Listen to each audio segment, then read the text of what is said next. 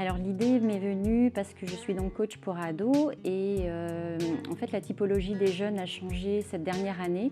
où des jeunes beaucoup plus en souffrance sont venus vers moi pour les accompagner et je me suis rendu compte que tout seul on n'est jamais assez fort, on n'a jamais tous les outils qui sont nécessaires et donc du coup l'idée m'est venue de façon assez automatique et évidente de dire qu'il fallait créer cette structure-là puisque rien dans la région n'existe vraiment pour accueillir ces adolescents qui sont vraiment en souffrance et dont les familles ne savent plus comment faire et surtout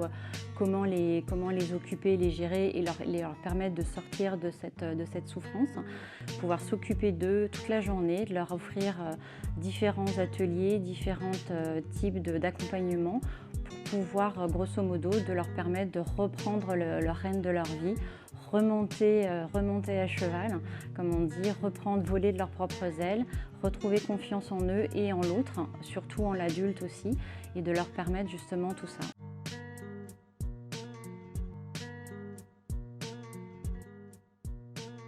Ils ont des compétences très variées qui permettent aux parents et aux jeunes d'aller vraiment sur des activités qui leur correspondent le mieux et qui soient le plus adaptées à leurs problématiques du moment. Je mesure combien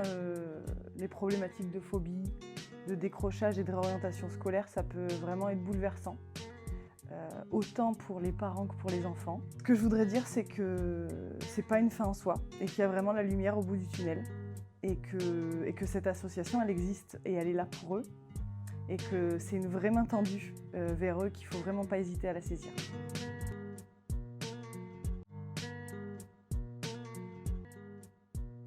Alors, ce qui m'a amené à rejoindre l'association, c'est principalement que du coup, je me reconnaissais en fait dans le public que l'association veut aider. J'ai vécu un harcèlement scolaire d'1 an en 5e, donc ce qui m'a fait redoubler d'ailleurs ma 5e. C'était un harcèlement assez compliqué, assez difficile étant donné qu'il y avait les réseaux sociaux, donc ça a été aussi du cyberharcèlement. Donc par téléphone, sur les réseaux sociaux, voilà, ça a été très très compliqué. J'ai eu une grosse période de dépression, personne n'était au courant, je me suis scarifiée aussi, d'envie suicidaire, donc assez compliqué. Et puis j'ai jamais eu gain de cause malheureusement. Et du coup, je suis partie totalement du collège dans lequel j'ai été harcelée. J'ai développé une grosse phobie scolaire, ce qui m'a un peu